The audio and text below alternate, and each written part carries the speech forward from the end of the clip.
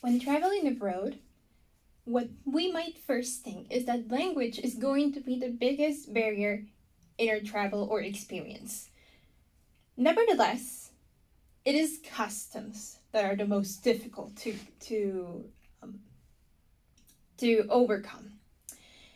In China, for example, we can see many examples of this cultural differences. We can see it in colors, numbers, and hygiene. For example, many people tend to have a preference for the number 8 since it represents prosperity. They usually try to reserve it or like to use it a lot for phone numbers, addresses, dates, etc. Conversely, the number 4 is it's routinely avoided since it's tightly related to death or it has a negative connotation. Additionally, colors also have a cultural impact.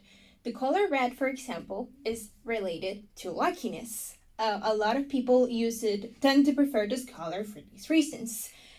On the other hand, the color white is avoided since it is related to grieving or this kinds of context of losing someone.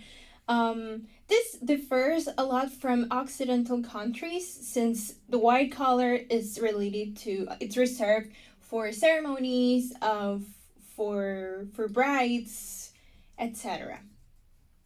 Additionally, in this same countries, there's another culture aspect that people tend to hand out objects with their right hand because the left hand is reserved for merely personal hygiene. This is why a lot of people hand out objects such as food, personal objects with their right hand and not the left one.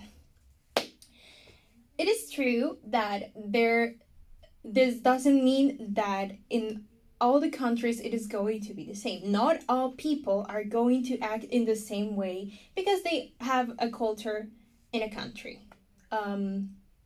Each person is going to adapt themselves to this, and we as foreigners what we can do is to learn and to adapt to these customs. We as interpreters, obviously, we have to be very careful with this connotations of cultural differences, and we can ask the client or to forecast if there is going to be any kind of difference in cultural aspects that are going to affect our interpretation during our service. Thank you.